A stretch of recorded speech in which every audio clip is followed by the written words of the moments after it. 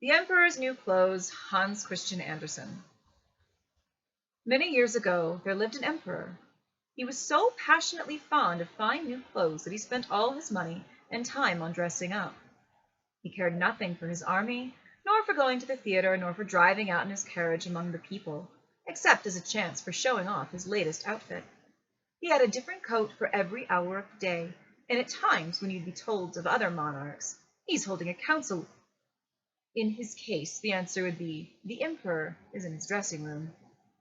Life was cheerful enough in the city where he lived. Strangers were always arriving, and one day a pair of shady characters turned up. They claimed to be weavers, but the cloth they wove, so they said, wasn't only exceptionally beautiful, but had magical properties even when made into clothes. It was invincible and invisible to anyone who was either unfit for his job or particularly stupid. Excellent, thought the emperor. What a chance to discover which men in my kingdom aren't fit for the posts they hold, and which are the wise ones and the fools. Yes, that stuff must be woven and made into clothes at once, and he gave the two rogues a large sum of money so that they could start. So the rascally pair set up two looms and behaved as if they were working hard, but actually there was nothing going on in the machines at all. Before long they were demanding the finest silk and golden thread. These they crammed into their own pockets and went on moving their arms at the empty looms until far into the night. After a time the emperor thought, "I really would like to know how they are getting on." But when he recalled that no one who was stupid or unfit for his work could see the cloth, he felt rather awkward about going himself. It was not that he had any doubts about his own abilities, of course. Yet he felt that it might be best to send someone else for a start. After all, everyone in the city knew the special powers of the cloth. Everyone was longing to find out how foolish or incompetent his neighbors were. "I know. I will send my honest old minister to the weavers," he decided. "He's the right man, as sensible as can be, and one can complain about the way he does his job." So the good old minister went into the room where the two rogues were pretending to work at the looms. "Heaven help us," he thought, and his eyes opened wider and wider. "I can't see anything." But he kept his thoughts to himself. The two swindlers begged him to step closer. Did he not agree that the patterns were beautiful, the colors delightful, and they waved their hands at the empty looms? But though the old minister peered and stared, he still could see nothing, for the simple reason that nothing was there to see. "Heavens," he thought, "am I really stupid after all? That has never occurred to me, and it had better not occur to anyone else. Am I really unfit for my office? No, it will never do to say that I can't see any cloth." "Well, don't you admire it?" said one of the false weavers, still moving his hands. "You haven't said a word." "Oh, it's charming, quite delightful," said the poor old minister, peering through his spectacles. "The pattern, the colors. Yes, I must tell the emperor that I find them truly remarkable." "Well, it's very encouraging," said the two weavers, and they pointed out the details of the patterns and the different colors worked into it. The old minister listened carefully so that he could repeat it all to the emperor, and this he did. The two impostors now asked for a further supply of money, silk, and golden thread. They had to have it, they said, to finish the cloth. But everything that they were given went straight into their own pockets. Not a stitch appeared on the looms. Yet they went on busily moving their hands at the empty machines. Presently the emperor sent another honest official to see how the weaving was going on, and if the stuff would soon be ready. The same thing happened to him as to the minister. He looked and looked, but as there was nothing there but the empty looms, nothing was all he saw. "Isn't it lovely material?" said the cheats, and they held out the imaginary stuff before him, pointing out the pattern which didn't exist. "I don't believe that I'm stupid," thought the official. "I suppose I'm really not the right man for my job. Well, I should never have thought it, and nobody else had better think it either." So he made admiring noises about the cloth he could not see, and told the men that they were particularly pleased with the colors and the designs.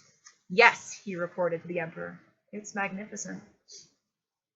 The news of the remarkable stuff was soon all round the town, and now the emperor made up his mind to see it while still on the looms.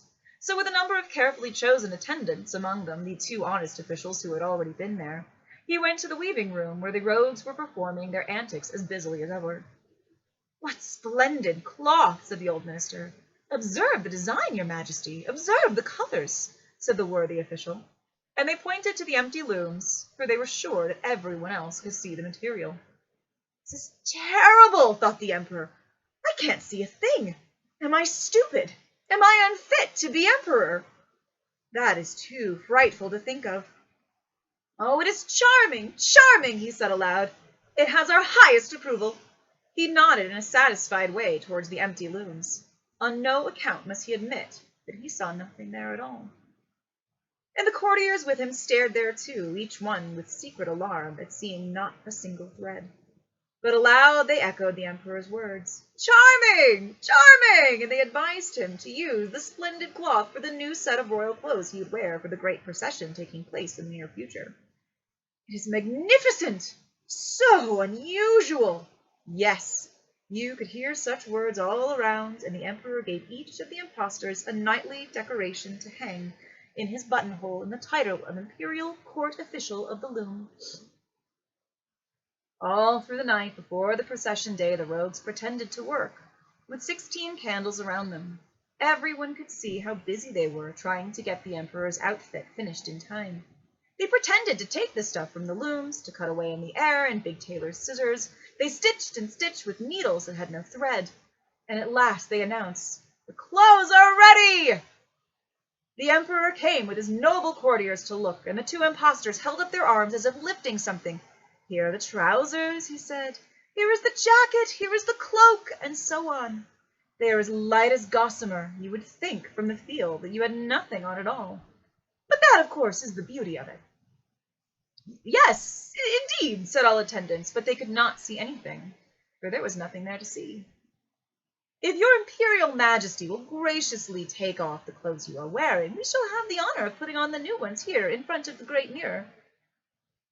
The emperor took off his clothes, and the rogues pretended to hand him the new set, one item at a time. They then put their arms around his waist and appeared to be fastening his train, the final touch. The emperor turned about and twisted before the glass. "How elegant it looks! What a perfect fit!" the courtiers murmured. "What rich material! What splendid colors! Have you ever seen such magnificence?" "Your Majesty," said the chief master of ceremonies, "the canopy waits outside." The canopy was to be borne over his head in the procession. "Well," said the emperor, I am ready. It really is an excellent fit, don't you think?" And he turned himself round again once more in front of the mirror, as if taking a final look. The courtiers who were to carry the train stopped, as if to lift something from the floor, then raised their hands before them. They were not going to let people think they saw nothing there. So the emperor walked in a stately procession under the splendid canopy, and everyone in the streets or in the windows exclaimed, "Doesn't the emperor look magnificent? Those new clothes, aren't they marvelous? Just look at the train, the elegance of it." For nobody dared to admit that he couldn't see any clothes. This would have meant that he was a fool or no good at his job. None of the emperor's gorgeous outfits had ever been so much admired. Then a child's puzzled voice was clearly heard. "He's got nothing on!" "These innocents, what ridiculous things they say," said the child's father. But the whisper passed through the crowd. "That child says there's nothing, that the emperor has nothing on. The emperor has nothing on." And presently everyone there was repeated, "He's got nothing on." At last it seemed to the emperor, too, that they must be right. But he thought to himself, "I must not stop, or it will spoil the procession." So he marched on even more proudly than before, and the courtiers continued to carry a train that was not there at all.